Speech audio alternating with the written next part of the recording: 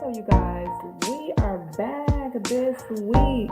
So, this is the third week of Power of the Womb. And so, this brings my three-part series to an end. And if you did not catch part one or two, that's all right. Go back, catch the replay, but make sure you tune in tonight because tonight we're going to talk about what are you giving birth to in this season. So I'm going to do a quick recap about what I discussed in part one. Let's see. Thank you, Cheryl. Is that better? Let me know. Is that better, Cheryl?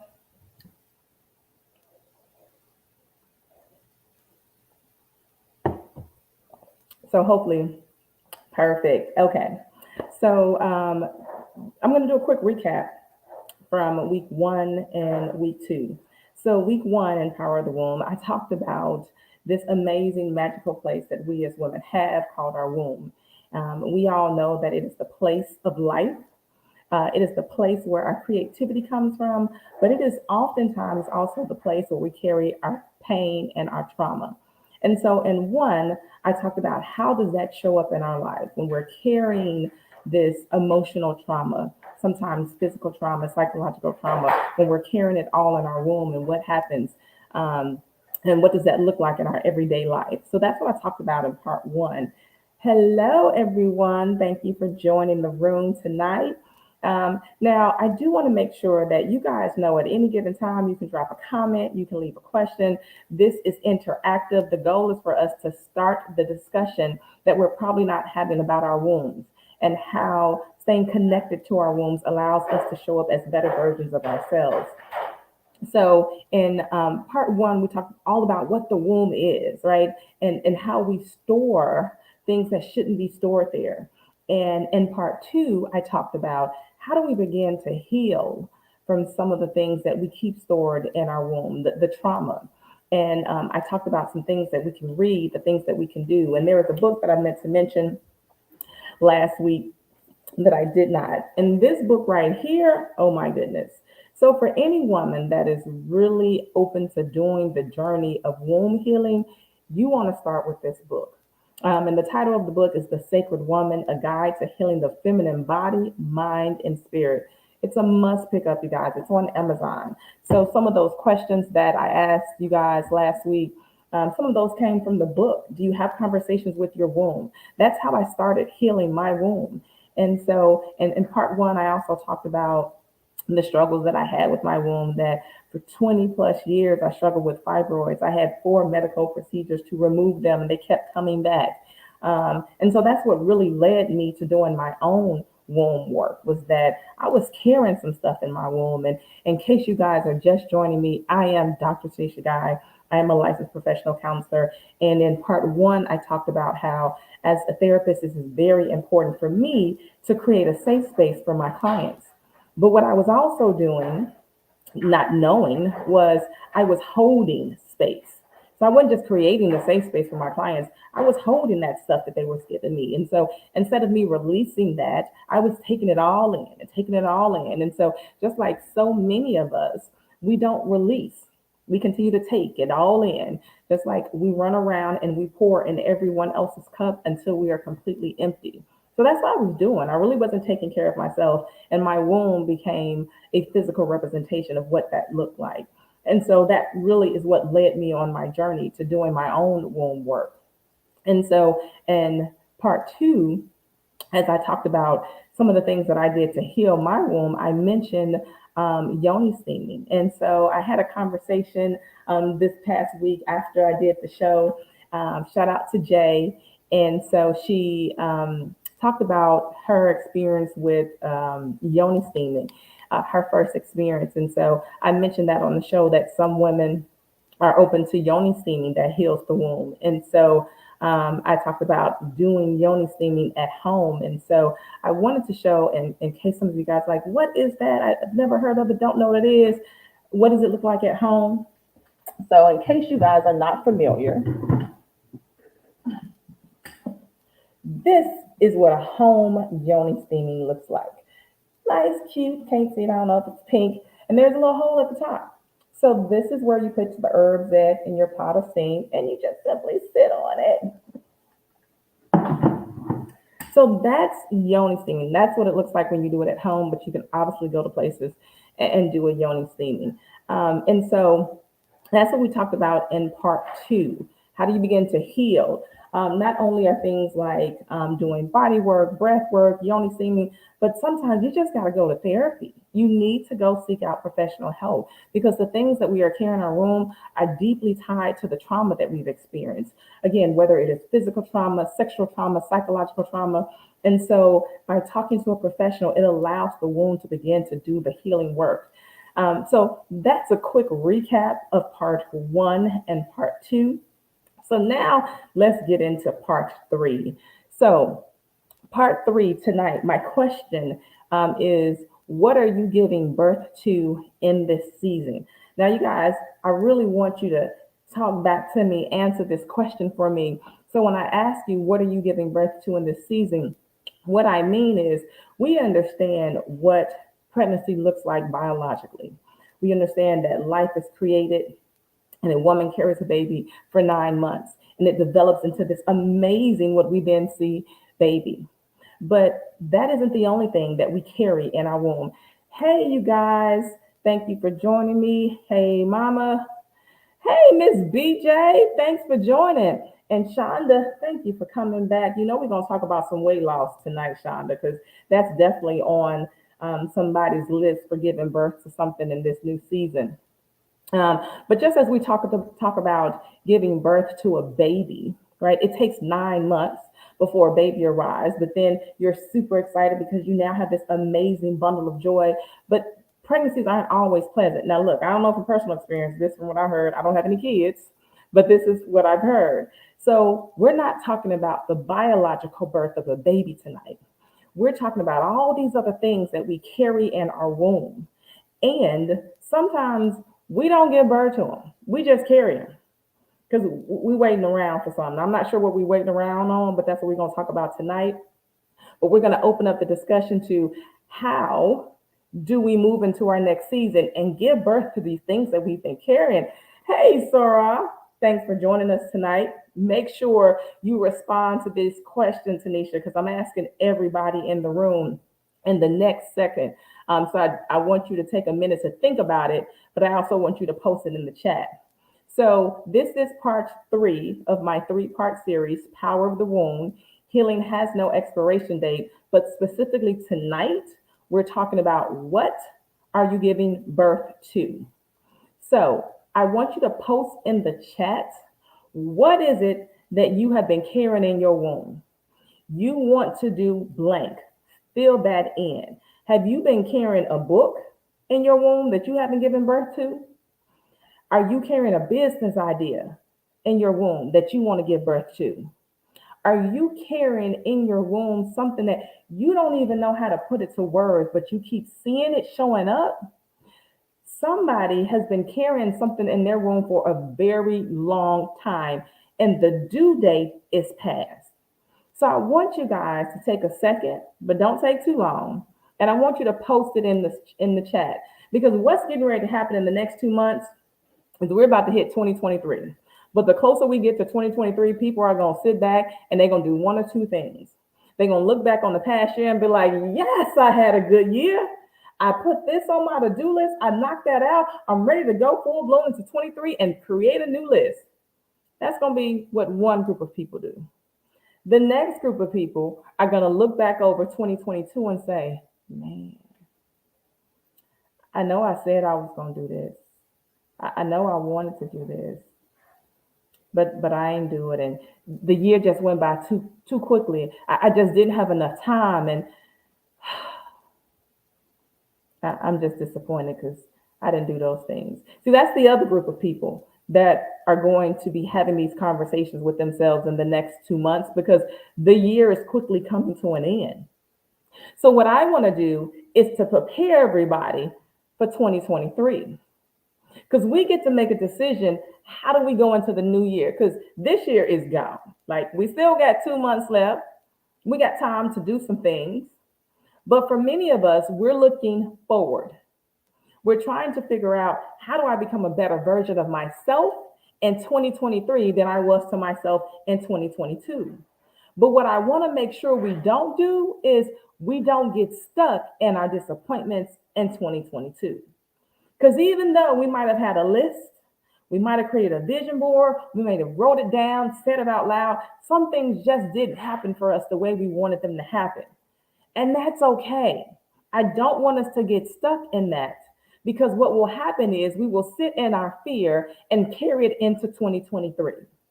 And because we are sitting in our fear, 2023 begins to look like 2022. But we don't want that to happen. So we're having this conversation now to create some change. So again, I see you guys in the chat. I want you all to drop in the comment section, what is it that you want to give birth to in this next season? What is it that you want to do? I have conversations with students all the time at the university, and it's amazing about how many things they want to do. They are so future focused. They have a running list of things. And I love that about my grad students, because they're still excited about the profession. They haven't hit it yet. They're not burnt out yet. They haven't experienced compassion fatigue. They're still bright-eyed and bushy-tailed about the possibilities of being able to impact the clients' lives that they're going to encounter in the future. But sometimes some of us get so stuck in our own way, we can't even have a vision anymore. See, what I'm asking you right now is to be able to have a vision. So, Sadell, I want to actually start to see clients since I have a certification as a life coach. You want to give birth to this next career. Great. Tanisha, planning your second career. What's the second career, Tanisha? What do you see in your future as your second career? What does that look like?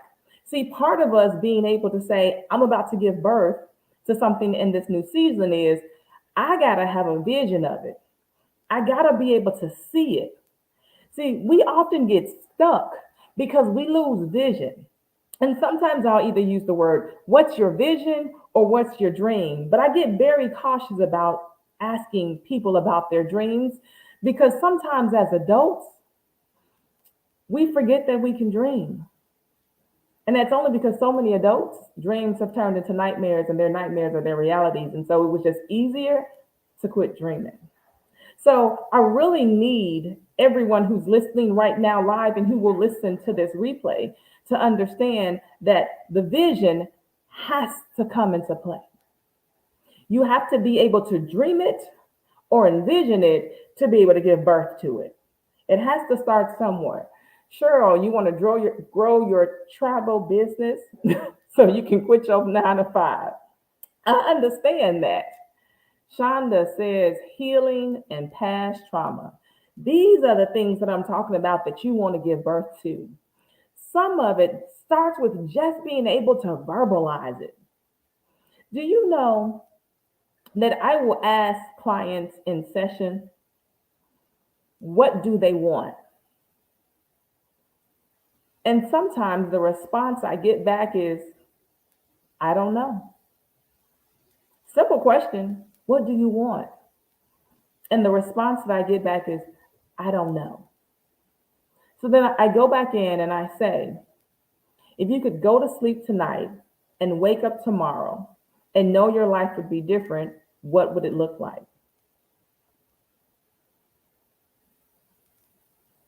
That's kind of what I get sometimes, silence. Sometimes we get so deep in our failures and tied to our failures that we cannot see our life outside of them. Sometimes we get so stuck in our current experiences, we can't even see beyond those experiences. See, I need to speak to the women who are visionaries, who can see the impossible. When people say, you want to do what? Say what? See, these are the women that I want to talk to. The women, when people say, oh, that's what you want to do? Girl, that's impossible. Then the women I'm looking for. The women that understand that I'm about to give birth to something that you can't even imagine it yet, but you don't have to be able to imagine it because I can. I can see the vision clear as day. But the first thing is, I got to see it. So now you guys have put it in there. Okay, this is the vision. I see it. Now, the next piece is now I need to strategize. How am I going to get to that place? I need to be very strategic and specific and understanding what steps need to happen. But before we even get to the steps that need to happen, let me talk about this for a second. See, this is about to get real personal. Some folks about to get uncomfortable, but this is necessary. So some of you guys said, I'm looking to start a new business. I'm looking to transition out of one career into another. One said, I'm just looking to heal from past trauma.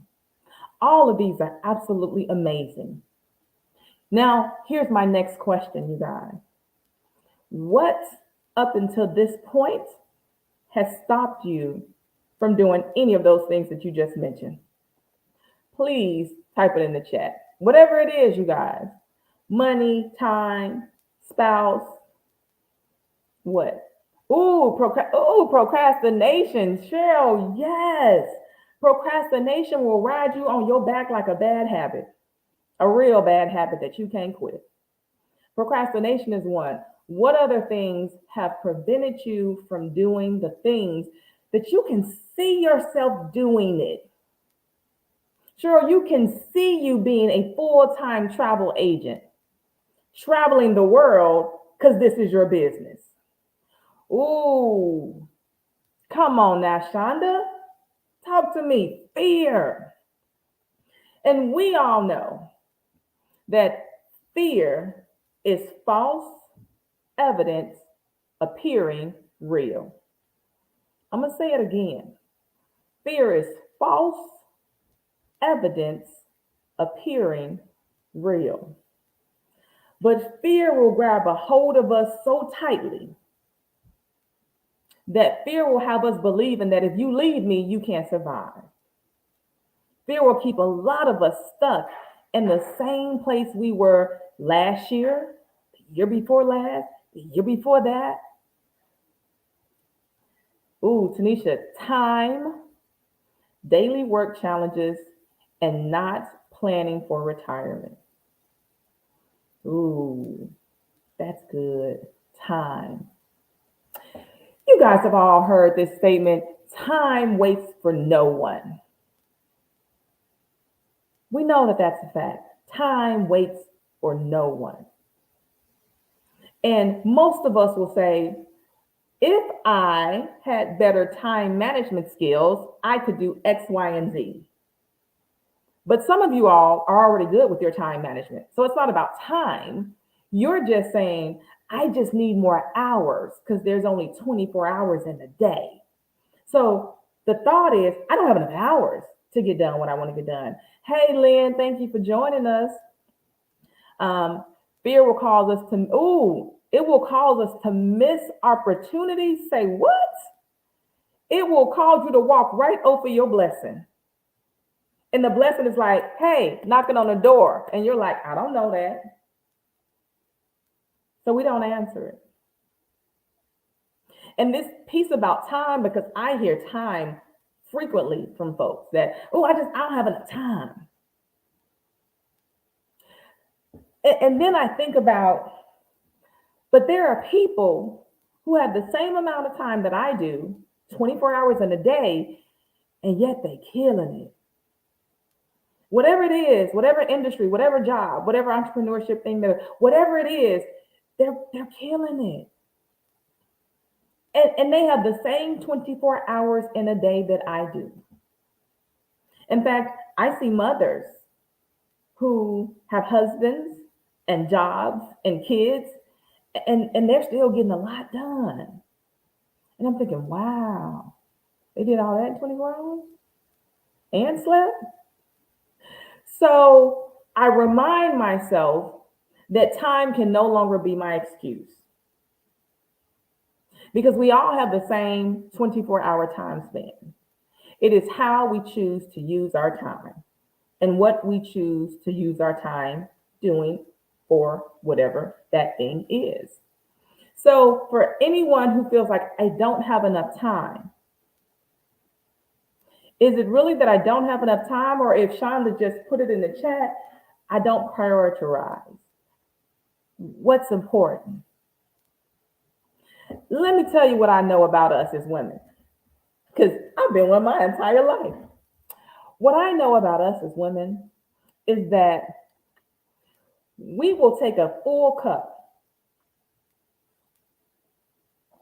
and I do mean full, and pour every drop in the cup right into somebody else.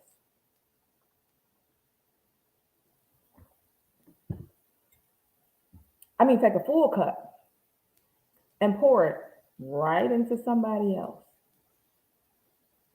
Kids, spouses, jobs, church members, friends. Oh, we pouring into everybody until our cup is empty. But somehow, while we're pouring into people other than ourselves, we find the time to do it. How ironic is that? There isn't enough time for us, but yet there is somehow enough time for me to pour everything in my cup completely empty.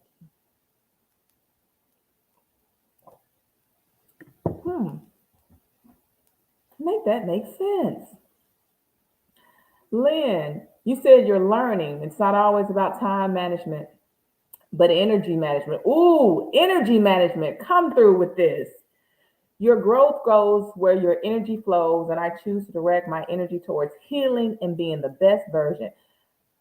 When I say that is profound, Lynn, because it's not about the timepiece. Hey, Juji, I haven't seen you in a while. It's not about the timepiece because, again, there are people that are doing some phenomenal things with their lives with the same 24 hours. So maybe it's about the shift and where we spend our time. And as Lynn said, it's a shift in where we spend our energy. Because we're all made up of energy, right? It's who we are, it's how we move. And so we're planning on giving birth to these things in the next season, but we got fear, we got procrastination, and just bad time management.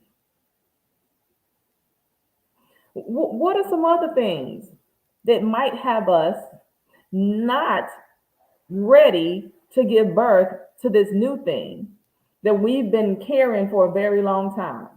Because we got fear, we got procrastination, we got time. I know with some other stuff, you guys, because I talk to women for a living all day long. And I hear what their roadblocks are. Ooh, emotional trauma. See, everybody ain't ready to talk about that one, Lynn. They're not ready to go deep. Complacency. Ooh. See, in order for us to get to the place that we want to get, we got to expose ourselves. We got to do this thing that as women, we really don't like doing because it don't feel safe, but we got to be exposed and vulnerable. See, when you start talking about emotional trauma, ooh, that's some vulnerability. Now you want me to be vulnerable? Oh, I can't do that. I can't be exposed because my brain has already told this human self that to be vulnerable means to be attacked. And being vulnerable is not safe. So I can't deal with none of that emotional trauma. You're not going to get that close to me. You're not even going to understand what it is. Therefore, you cannot even help me what it is because I'm not even going to talk about what it is. See, you want me vulnerable. Translation for many people, men and women, vulnerable becomes the equivalent of weak, which it is not, let's be clear. But in our society, we equate vulnerability with weak. But let me tell you something about vulnerability. Ooh. See, on the other side of vulnerability is breakthrough. When I work with couples, ooh, baby, it's a fight between the two. Not because of all the other stuff that's going on in the relationship. It's a fight because neither wants to be vulnerable. Because, see, if I'm vulnerable, my defenses are down. And I think it makes me weak. So I'm going to keep these walls up. I'm going to keep this mouth flipping. And I'm going to keep on the attack. But truly, blessings and breakthrough is on the other side of vulnerability. It is how we get to the places that we haven't gotten to. It's our ability to understand that I first have to figure me out before I can figure this other stuff out. So for those of you who do not know me or anything about me, as I stated as I started this, I am Dr. Tanisha Guy, licensed professional counselor, and I have been practicing in the mental health field now for 22 years. And I currently teach full time. I've been teaching at the university level for the past 17 years. And on the first day of class, I tell my students, because these are all students who are currently in graduate school to become future licensed professional counselors. And I tell everyone in the class that I know why you're here. You're here for one or three reasons. Number one, you just have a helper spirit. You are called to help. Doesn't matter whether you choose this profession or another profession, you're going to be a helper because you have a helper spirit. Number two, you went to therapy and it changed your life. And you thought, ooh, I want to do that for somebody else. Or number three, you are fully aware that you need to go do your work, but you're not ready. You don't want to. You're afraid. So you've irrationally told yourself that I'm going to go help other people and this will help me. Those are my three types of people that usually go into being a licensed professional counselor. I have yet to say this in the class and have someone say, nope, I'm not any of those. Never fails. Those are the three types of people that I encounter in my profession. But now what I am finding out is that those aren't the folks that are just in my profession. Them just folks. So I now realize I encounter these three types of people. One, they're just helpers at heart. Doesn't matter what they would do. They just have helper spirits. That's who they are. They're generally called to help. They're authentic people. They're sincere people. These are the ones that we run across very far and few occasions. But when we encounter them, we say, yes, I know who you are. Because your light shines through. Because you're authentic and you're sincere. These are my helpers. And then you have that other group of people. These are the folks that decided, I got some emotional baggage, some emotional trauma. I need to go deal with this because I can't figure it out by myself. And I've been trying to do it by myself and it's just not working. So let me go get some help. These are all my people that understand in the power of going to see a professional. So they seek out therapy. And then I had the third group of people. The third group of people are like, I'm sure I have some stuff going on, but let me help you with your problem. Let me help you build your business. Let me help you write your book. Let me help you do this. Let me help you do that. All the while, they really should be helping themselves do some things. But they're not ready to do that yet. They would rather watch everybody else give birth to what they've been carrying than to go through the process of doing the work and carrying it and giving birth to what it is that they want. Those are my other group of people. So I've learned that the statement that I give to my grad students are not just for those grad students, they're just for everybody. In fact, that's really why one of the reasons I'm having this conversation tonight. Because this probably isn't a conversation you just gonna pick up the phone and call your girlfriend and be like, girl, let's talk about this womb. Girl, I know, right? Yeah, I know. I know I should be doing this. I know I carry this here. Girl, I know that's why I got that constipation. I know that's why I show up as angry. I know that's why I'm flipping at the mouth. We're not having them conversations. These real conversations.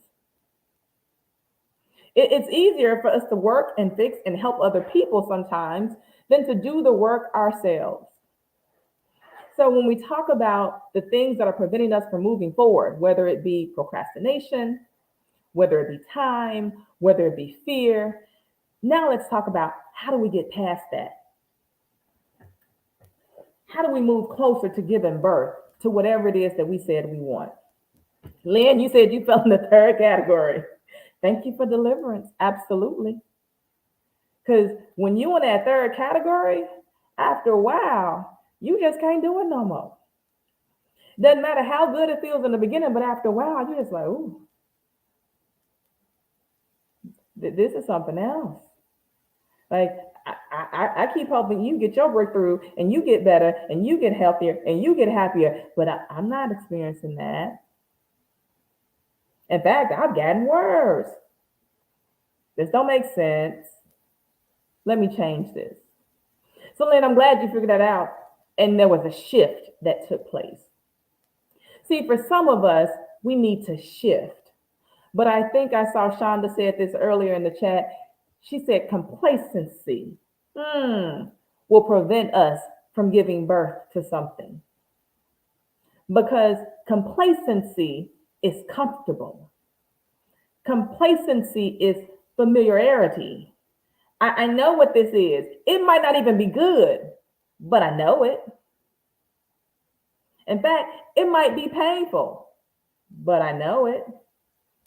It's unpleasant, it's grueling, it's cruel, it's nasty, it's ugly, but I know it. Complacency will have us in some places way too long than we should be staying because we've gotten comfortable. See, I'm speaking to some women that know wherever you are today is not where you are supposed to be because truly you were called to be someplace else, someplace further. But the only reason why you are not there is because of you. In the last year, I have come across some amazing and powerful women doing some things that when I tell you all are mind blowing to me, like,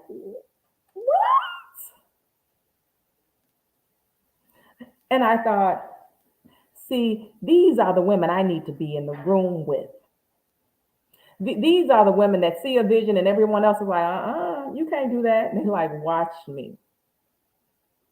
See, I remember way back when I was an undergrad, early on, people were like, what are you going to be? I'm going to be a therapist. What you going to be a therapist? What? I'm going to be a therapist.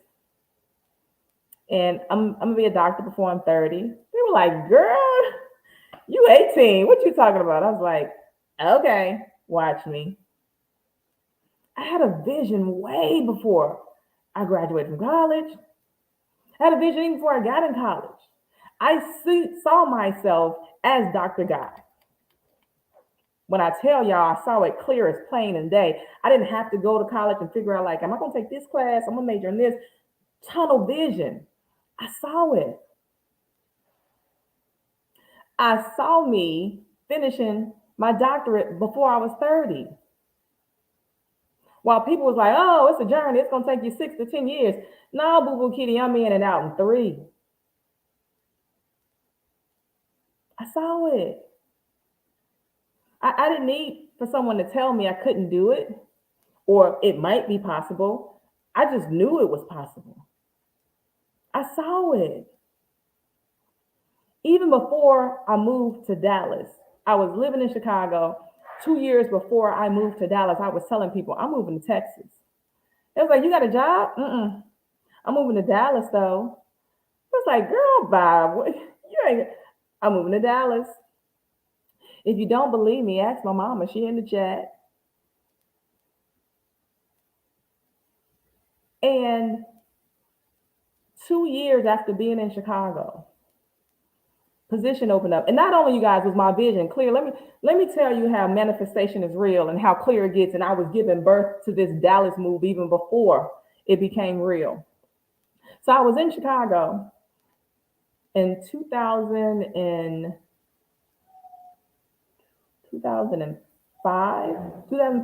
in Chicago. And I was like, I'm going to Texas.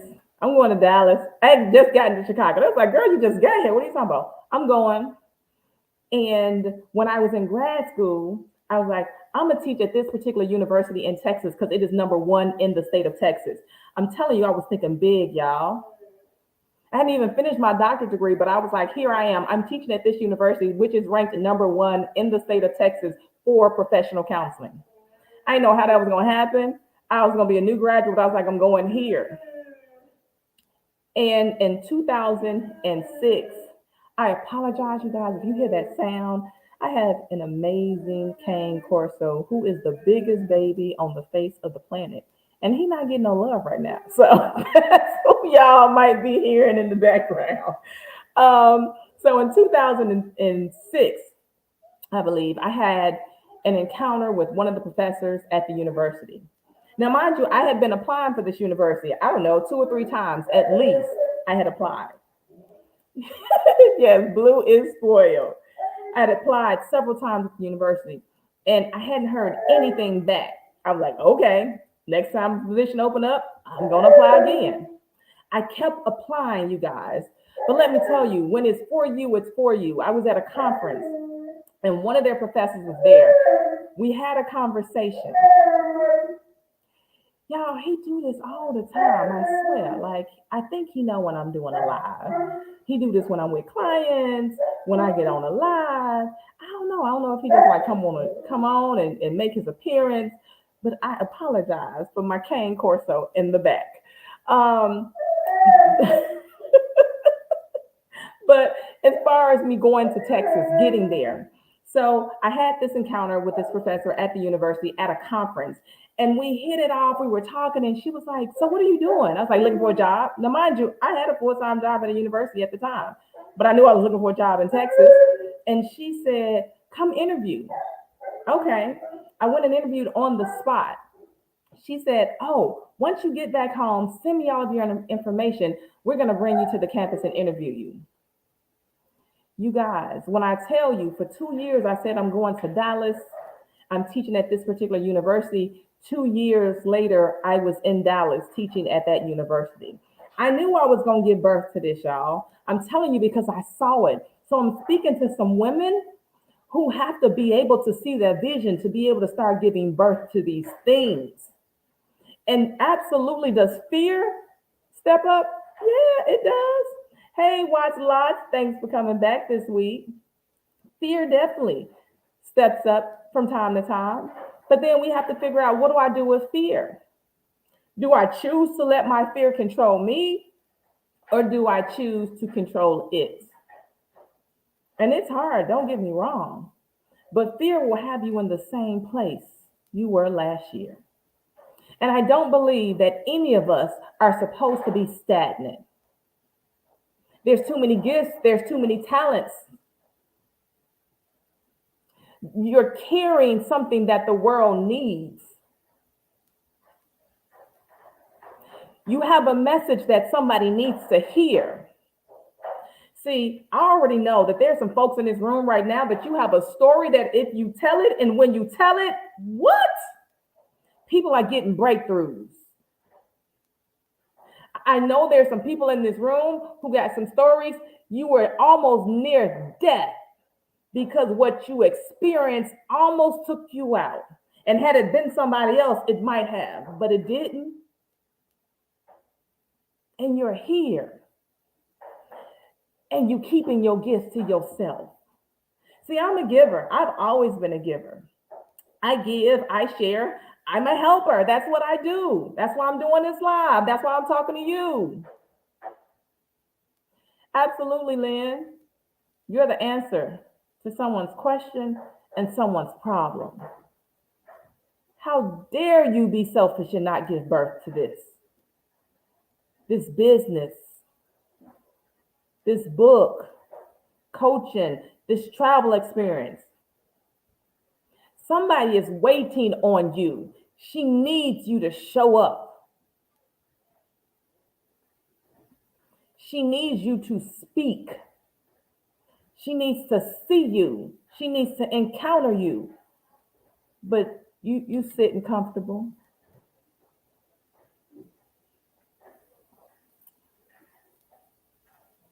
You sitting in your complacency. Some of us aren't even afraid of what we should probably be afraid of. Some of us are just afraid what other people might say.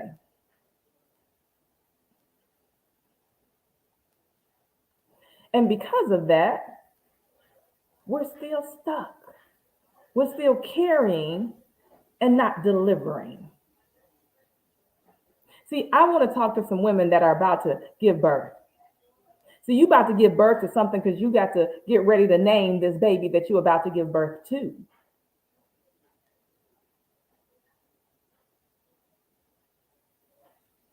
Lynn said it. Her purpose is customized. Everything about who we are is customized. I don't care how many people are like, well, do we need another therapist? Well, do we need another coach? Because that's who I am. I'm always going to tell you yes. Because that therapist and that coach ain't me. And as my coach, Dr. Sonia, says, she ain't got my secret sauce. See, the people that are waiting on you don't have your secret sauce. You do.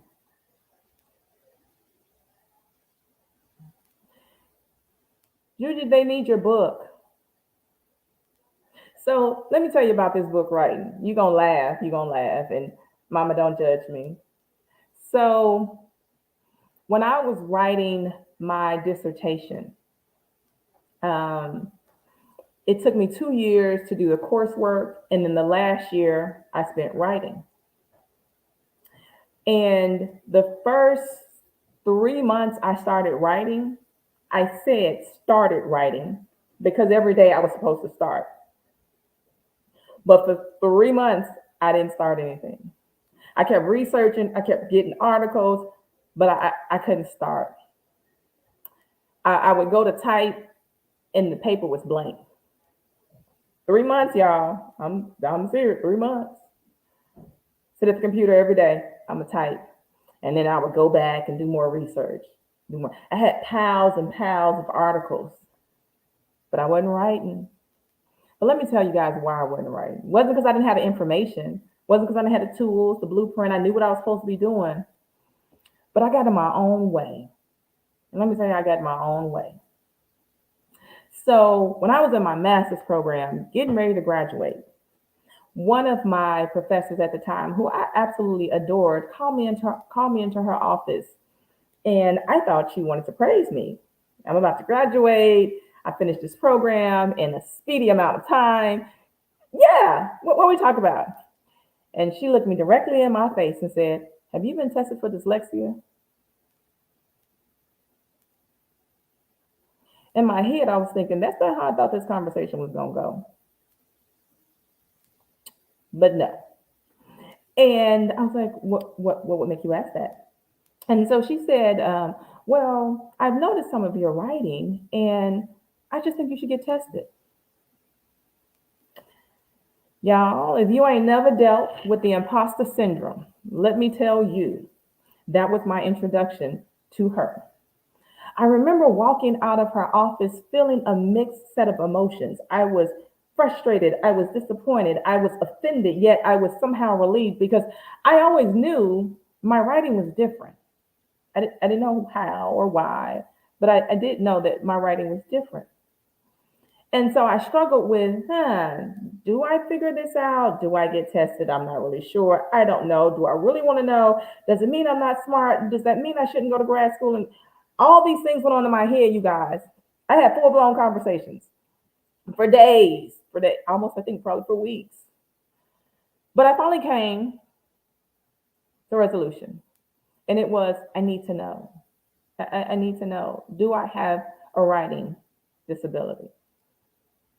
And so I found out that I have dyslexia and dyscalculia.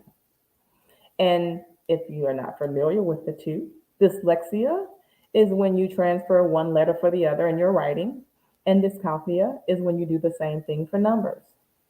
You guys, it was an aha moment that I needed because it explained why, again, my writing would show up the way it did. Because I know how to spell words like cat, C-A-T, but sometimes it would come out like C-T-A.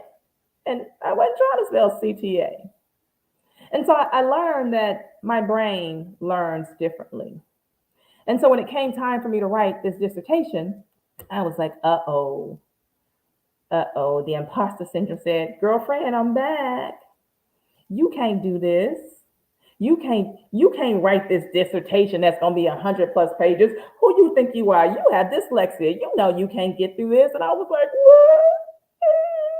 But I think I can.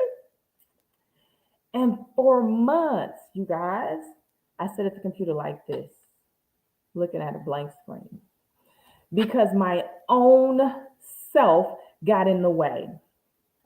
And I allowed the imposter syndrome to live rent free in my head for way too long. So let me tell you what I did to deal with her.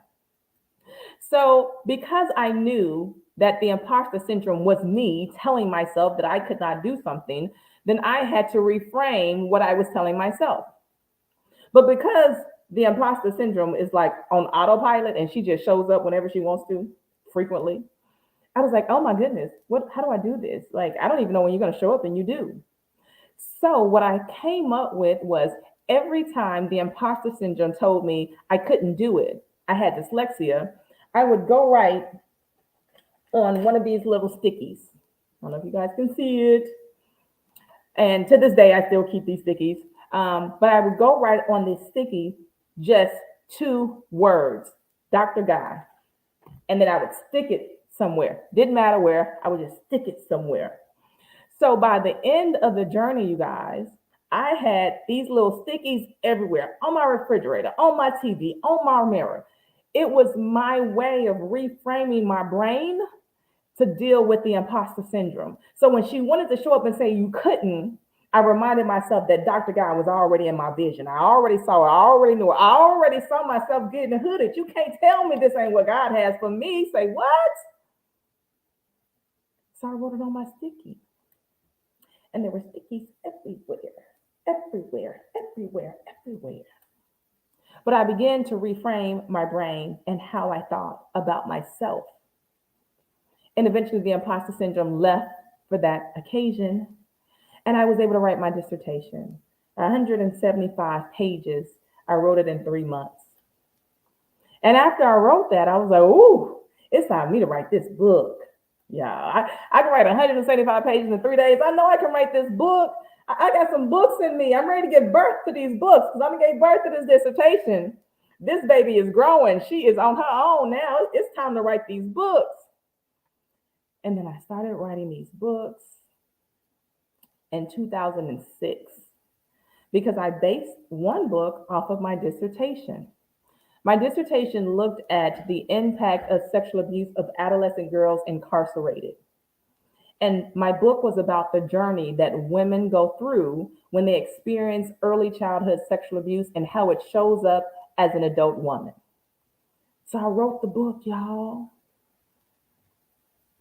The book is still on my computer. She never got published. That was the first one. And then I went and said, okay, I won't release that yet. I don't know why. Let me go write the second one. So then I wrote the second one. And I was like, yes, I'm ready to release the second one. The second one is going to be called, I think I was looking at, what was it? I was really fascinated by David and Goliath. So it was something to do with that. But I wrote that one, and she's still sitting on my computer. And that was, I don't know, 6 or 7 years ago. And so my mom would frequently say, so when are you going to put your book out? And I'm like, I'm working on it. I'm working on it. But I couldn't figure out what was preventing me from getting the book from my computer to a printer to a publisher. And I couldn't tell you back then, you guys, but I can tell you today. See, I didn't know that the imposter syndrome had showed up again. Girlfriend, she disguised herself. I didn't catch it. See, the reason why I didn't put out the other two books was because the imposter syndrome was telling me this is not good enough. Because remember, you have dyslexia, and nobody's going to read this book. It's not going to be a good book. So don't even waste your time. Y'all, I didn't know this was happening. Unconsciously, she was on autopilot. And because she was unconsciously on autopilot, it prevented me from moving the book from the computer to the printer to the publisher. I didn't even know it at the time. I just knew my steps weren't lining up with getting this book out or either of those books out. And so years went by, fast forward, 2022 hit, y'all. Look here. In 2021, I told myself that she was going to show up differently. And not differently in a bad way, but differently in a good way. I told myself that I was going to get outside my comfort zone. See, people who know me in my personal life, they know her, but the world doesn't know her because I didn't do social media. I didn't use social media accounts. I didn't post on social media. I didn't do social media. And in 2021, I said, I'm going to do better. I'm going to show up because I understand that this right here, she a gift. And that's not to say to be boastful or bragful. I just know God called me to do some big things in some people's lives. And I can't do them if we're not having conversations and you don't know who I am. So allow me to introduce myself. I am Dr. Tanisha Guy, your licensed professional counselor. Bougie therapist for those of you who know me. And bougie stands for building opportunities uniquely with grace, integrity, and excellence. Last year, that was my vision to give birth to her. So in 2022, y'all, I hit the ground running. I said, I got to do some different stuff. I got to give birth to some different things. I got to show up differently. I started moving in different lanes. I started doing different things. And in 2022 of this year, September, I released 2 books.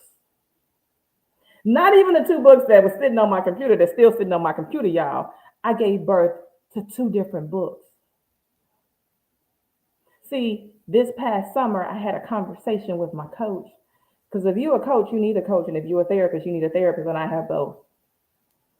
And I had a conversation with her. And she asked me, did I have a book? And I said, I mean, you mean like a book out, like a published book? Like, you mean that kind of book? No. She's like, where's your book? Because everybody can't have access to you, but they can access your book. What you have, people need, put it in the book. And something clicked, y'all. For the first time in a very long time, it clicked.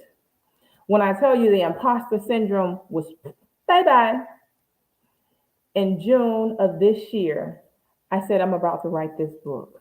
I'm about to write a book in June. Hey, Chris 11, thanks for joining me.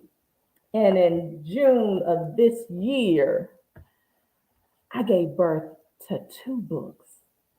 Y'all don't understand how hard this was for me. Not the person who is dyslexic and dyscalculia and can spell cat CTA on a good day. I'm just saying. Y'all don't understand. I had to dig down in the crates. I had to dig in the good. I had to deal with some fear. Somebody said it earlier, you guys. See, I realized when Erykah Badu said, I'm an artist and I'm sensitive about my what? I realized I'm an artist. As a therapist, we are artists. And I am sensitive about my work. These books right here, these babies, this is my art. And I think the reason why I didn't put the other ones out is because I was sensitive about how people were going to perceive my art. But let me tell you what time can do for you, boo boos. Time can give you a different perspective. The older I get, the less I care about anybody else. And I don't mean that in a negative way. What I do mean is I don't care about anybody else's thoughts about me the older I get. It's so refreshing. Oh, it's exhilarating to not give a darn. It's freeing. You can wake up and do some stuff. You can say some stuff. You can show up as your authentic and genuine self and be like, okay, you ain't like that. Whatever. Like, I don't even care about trolls. Okay. Because I truly understand that anybody that is a troll on social media in real life is a person that has low emotional intelligence and is a low frequency person and does not understand their own trauma. Therefore, they want to impose their trauma onto others and they are just projecting. I don't have time for it. See, I'm hoping this is helping someone because there's somebody in this room right now not giving birth to her baby because of her fear. There's somebody right now that has a vision. You can see it, you can make it plain, but you won't give birth to it because of your fear of rejection, because of your fear of what naysayers are going to say about you. But the biggest fear of all is your fear about what you have been telling yourself. See, I'm aware that my negative self-talk was running rampant for a while in my head for free. And she had me in some shackles. I was not showing up as my authentic self. I was showing up as a version of her because I thought this version is better. People can digest this version a little bit better. See, I'm finally at a place in life where I understand that this ain't about you. See, it's about her. It's about the person that's standing behind you. It's about the person that's standing next to you. I don't have time to be worried about you.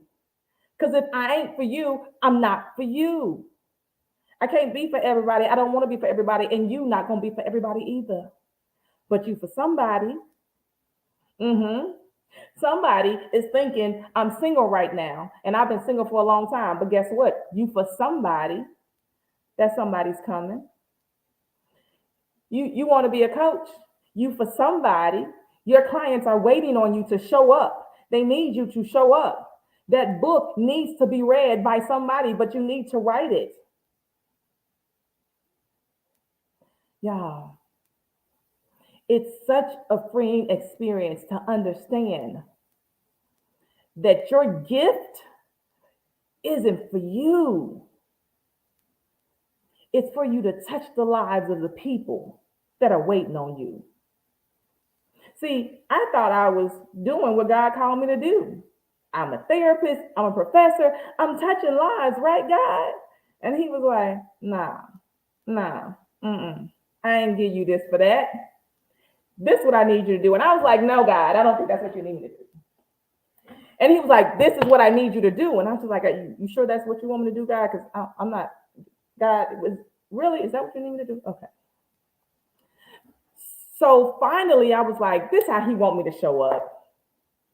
He want me to show up to the world, not just my clients, not just my students. He said, I'm going to need you to show up for the world. You're going to take me as I am.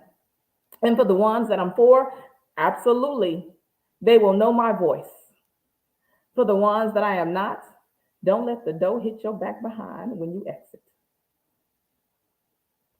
But in this new season, y'all, I'm looking to align myself with women that have a vision and not afraid to take the next step to give birth to that vision.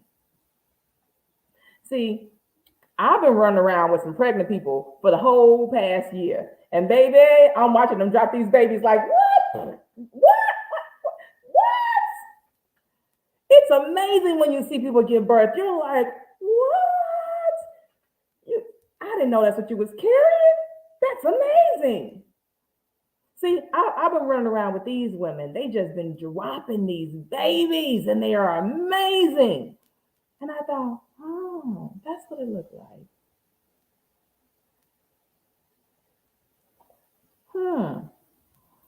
I need to talk about this phenomenon that nobody is talking about. Because, see, I think we spend a lot of time talking about our pain points. And don't get me wrong, I can talk about them. I can talk about some pain. I know some pain. I know my own personal pain. I know my client's pain. Baby, we can have a pain party that can last all night long. Thank you, Chris. This was a gift. Yeah, we can talk about our pain. But at the end of the day, we have to be able to move beyond the pain. And see, I want to help women move beyond the pain because I see what's on the other side. Oh, what's on the other side? It's amazing. It's life changing. Y'all, I'm not talking about doing things that just change your life. I'm talking about doing things that change and create legacies down the line for your kids, kids, kids. See, when you start doing the work, when you get healed, when you get clarity, when you get awareness, it changes the line that comes from you. We talked about the womb and the power of the womb. This isn't just for you. This breakthrough, this birth that you're about to have, you're about to birth something into the next generation and the generation to come. That's why we're having this conversation tonight. See, anybody that knows me knows in real life, I'm like, hey, what's up? But I've had people recently say, you are so conservative. And I'm like, say what? But they watch my TikTok videos and they say I'm conservative. And I'm like, is that conservative? Because I don't shake my booty and I don't act a fool in videos that makes me conservative because I try to give you content that fills your spirit and builds you up and empowers and enlists and educates. Does that make me conservative? Okay, I'll take that. See, I can't do all this other stuff that for some is entertaining and buffoonery, which might be nice. I'm just not her. Like if you're looking for her, I'm not her. But if you're looking for somebody who's authentic, who shows up consistently, day in and day out, if I am nothing else, I'm consistent. This thing that I talk about giving birth, and I want to be able to see women give birth to their vision, I'm serious about it. I'm committed to it. I'm dedicated to it. I wrote these 2 books about it, literally.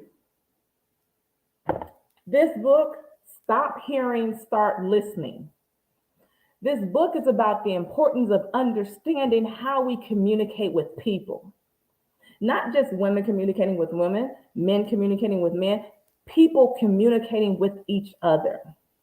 The number one complaint I get when couples come into my office is, we have communication issues. And after listening to them, because that's what I do, listen, not hear, I realize they don't have communication issues. They have listening issues because most of us don't know how to listen because listening is a skill that you learn. Hearing is innate. We know how to hear. But if you're wondering, well, what's the difference? I thought they were the same. See, hearing is sound. You hear me clapping. Listening, specifically active listening, is listening for comprehension. If you want to know if you are a good hearer or a good listener, pay close attention to your next conversation. When the person finishes talking to you, repeat back or paraphrase back what you heard that person say. For most of us, we can't do it because we heard the sounds, but we weren't really listening. Like, I heard some pieces of it, but you want me to paraphrase back what you said? We can't do it because we're good hearers. We're not good listeners. When you learn how to be a good listener, You listen for not just what you hear coming out of their mouth, but you listen to everything. Listening involves looking at a person nonverbal and understanding, oh, wait a minute, the tone has changed. Listening means looking at someone's nonverbals and saying, oh, you're escalating. Listening means looking at someone and understanding the difference between them being angry, hurt, sad, or confused. Hearing just allows you to show up and misinterpret all of it. So I wrote the book so that people could be better versions of themselves while communicating. And since I decided to be my authentic self and give birth to this baby in this new season, I currently now work with therapists who would like to start their own private practice. Because when I started mine, I was confused. I had no idea what I was doing. Because what I can tell you for a fact is that I know that clinical programs do a phenomenal job at teaching us how to be clinicians. We're trained to do that. But they don't teach us how to be business owners. So you get a license, you get a degree, and now you're ready to go into entrepreneurship and become a business owner. And you have no idea how to do that, especially if you've never ran a business before, but you're passionate about the population of people that you want to work with. And so you're committed to the cause. Well, I decided that I wanted to help women avoid the mistakes and the pitfalls that I went through myself. 14 years ago seems like a long time, but I remember it just like yesterday. I remember getting on the phone and calling my parents and saying, do y'all think I should do this? You think I should do this? I probably went back and forth with them for a week. You think I should? Maybe I should. I don't know. You think I should? Because one of the things that is so difficult when you're getting ready to give birth to this baby is there is some concern related to your own level of competency. Can I do this? Am I qualified enough? And once you decide to dedicate yourself to the cause and say, I am qualified, I am competent, I can do this, now you have to show up and be consistent. But along the way, you still need some clarity. Like, I don't know what I'm doing. I mean, I know what I'm doing in therapy, but I don't know what I'm doing in business. So you need clarity. So for those practitioners, I wrote this book. I put it in a private practice in 30 days. Every single thing that a therapist needs to start their practice to get it up and running is in this book. You don't have to create handouts. They're in the book. Use them. You don't have to figure out what a tax ID is. I tell you in the book. It's a website. There's a whole checklist for clinicians who want to start a private practice in this book.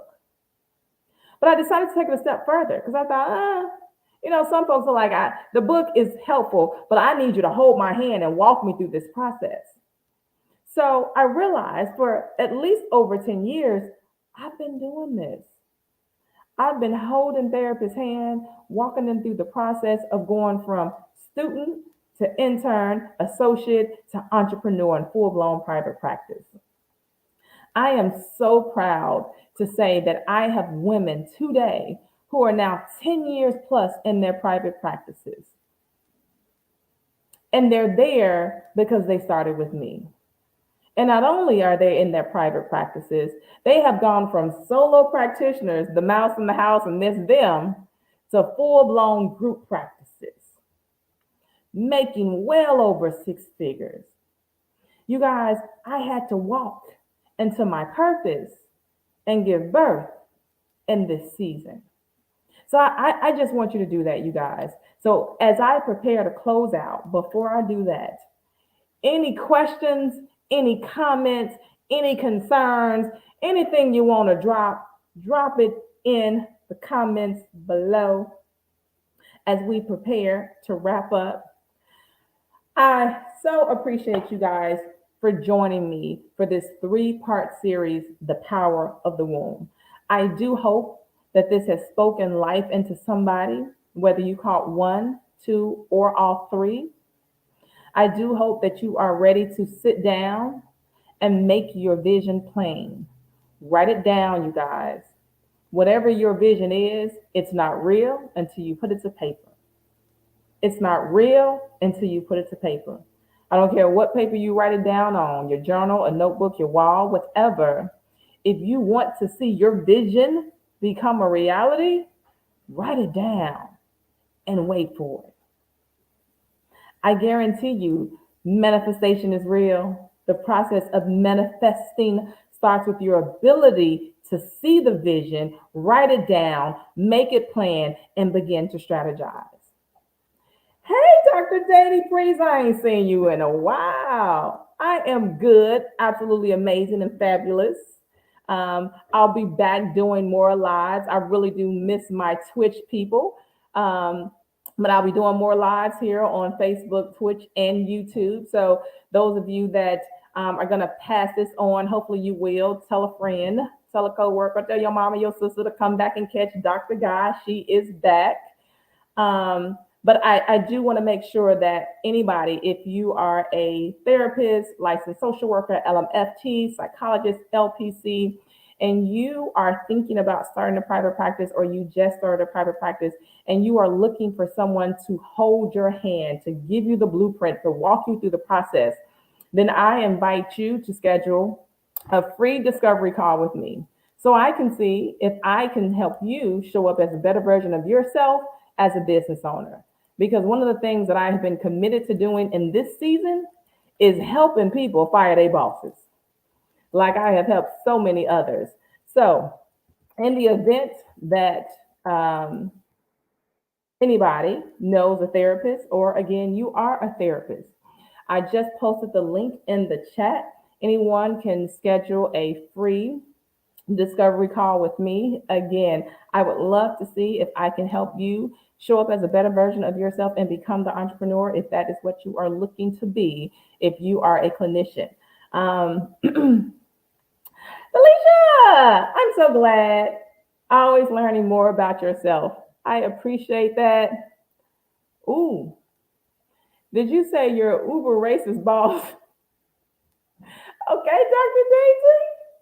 Like, look, that's what I'm here for. I'm trying to help as many therapists as possible fire their bosses. I've been doing it for years, but now I'm trying to take it to the masses. It's a whole bunch of people that have made the decision that they just want to work for themselves. And so I want to be a part of helping them make that transition. So, you guys, I will be back with another 3-part series. The next 3-part series that I will be doing is called The Power of the Tongue. Make sure you guys join me for my next 3-part series. But if you're not already doing it, make sure you are following me on all of my platforms. Dr. Tanisha Guy, Facebook, Dr. Tanisha Guy, Instagram, Dr. Tanisha Guy, TikTok, Dr. Tanisha Guy, YouTube. And if you are not following me on any of those platforms, make sure you go follow, especially my TikTok, because I'm about to start getting in some lives on TikTok on a regular basis. So you don't want to miss these. With that being said, you guys, thank you all for joining me. And remember, anyone who is interested in starting a private practice, the free discovery call link is in the comments. Click on it, schedule that free discovery call. I cannot wait to see you show up as a better version of yourself. Everyone, have a great night. And this weekend, y'all make sure y'all hit me on these social medias and follow me, because Halloween is my season, baby. She about to show up and show out in these costumes. Have a good night, you guys.